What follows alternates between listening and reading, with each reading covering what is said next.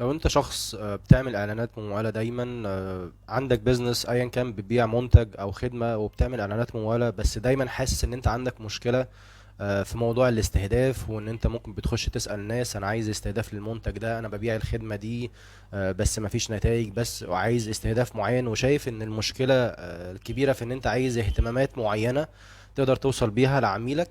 فخليني اقولك ان الموضوع دلوقتي بقى افضل بكتير من زمان. انت مش محتاج ان انت تركز قوي في موضوع الاهتمامات، لان بنسبة كبيرة انت ممكن اوقات كتيرة جدا ممكن تعمل كامبين او حتى ادسيت جوه كامبين وانت حاطط اكتر من استهداف او اكتر من اهتمام معين او اكتر من اودينس، ويبقى من ضمن الادسيتس اللي انت عاملها ان انت عامل اودينس برود، يعني يا دوبك انت حاطط السن والمحافظات اللي انت بتبيع فيها والرجاله او ستات، وبس خلاص. مش حاطط اهتمامات، مش حاطط اي حاجه، مش حاطط اي وظايف، مش حاطط اي حاجه، هو بس سن ومكان ورجاله ولا ستات.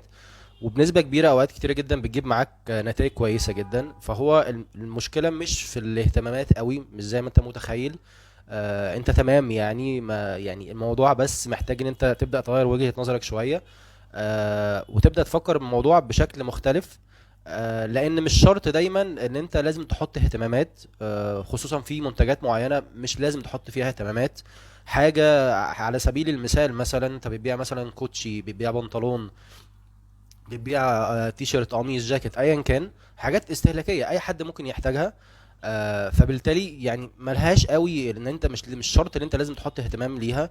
لا، انت ممكن تبدا تفكر بطريقه تانية في الاستهداف، الا وهو ان انا تبدا تشوف انت المنتج ده يناسب انهي نوعيه عميل اكتر. يعني بدل ما انت هتقول انا عايز احط اهتمام الناس اللي مهتمه بالكوتشي، او احنا كلنا مهتمين بالكوتشيات وكلنا مهتمين ببنطلونات وكل حاجه، بس ال الكوتشي ده او البنطلون ده بيناسب انهي فئه اكتر. فتبدا تشوف طيب، هل الكوتشي ده شبابي زياده عن اللزوم، مش محتاج ان انا استهدف ناس مثلا فوق ال 40 سنه و50 سنه والكلام ده كله، ولا هل مثلا الجزمه دي، لا دي جزمه جلد مثلا رجالي شويه، فانا مش محتاج استهدف الشباب الصغيره 21 22 25، حتى يعني لو 27 28 برضو ممكن يحتاجوا حاجة زي كده.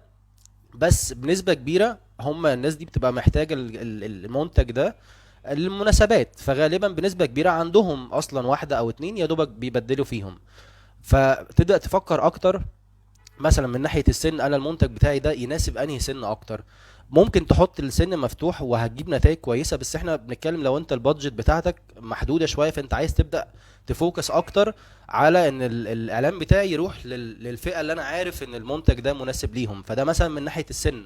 طيب ممكن على فكرة في ناس تشتري جزمة جلد مثلا رجالي، مش كاجوال، مش بتاعت خروجات، مش بتاعت الكلام ده كله، وسنهم صغير 25 و24 و26 والكلام ده كله. بس انت ممكن تبدأ تركز في حتة تانية. طب الناس اللي بتبقى محتاجة حاجة زي كده ومحتاجاها بشكل مستمر، ممكن مثلا يكون شغال في بنك، فهو الطبيعي بتاعه اصلا اللبس بتاعه في اليوم كل يوم هو بيلبس جزم، فهو عادي جدا ان هو يبقى عنده واحدة واثنين وثلاثة يبدل فيهم، بلس ان هو كل فترة بيحتاج يغير لانها بتتبهدل منه وبيلبسها كتير.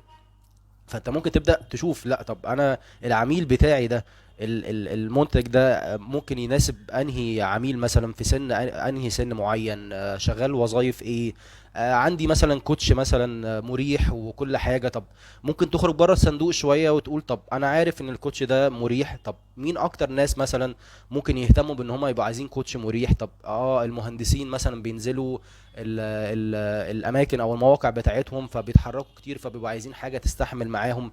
فممكن عادي جدا تخرج بره الصندوق، وبدل ما بتستهدف ان انا عايز ناس مهتمه بالكوتشي، لا انت ممكن تبدا تروح مثلا تستهدف، لو انت الكوتش بتاعك مريح مثلا والكلام ده كله، خلاص انا هستهدف مهندسين، وتعمل لهم حتى المحتوى بتاع البوست بتاعك ليهم هم بس، فهم هيحسوا ان الاعلان ده جاي لي انا، ده الكوتش ده للمهندسين بس.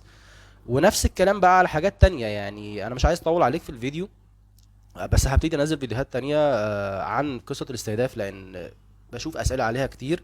بس اللي انا عايز اقوله لك ان الموضوع مش شرط يبقى بالاهتمام. انت حاول انت تفهم عميلك اكتر.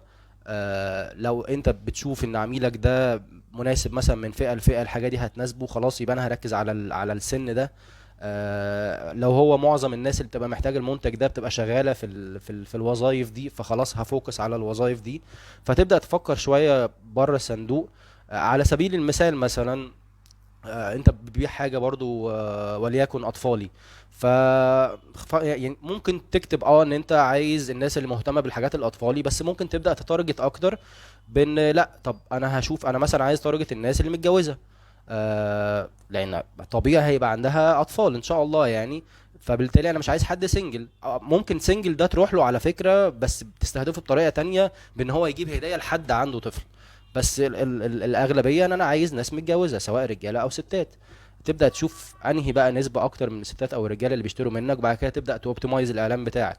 طب ممكن كمان ابدا احدد السن بتاع الناس المتجوزه اللي انا مستهدفهم دول، بحيث ان تقريبا على حسب بقى المنتج الاطفال اللي انت بتبيعه ده، وليكن مثلا ان هو بيناسب اطفال مثلا من اول 6 شهور او 3 شهور مثلا لحد سنتين.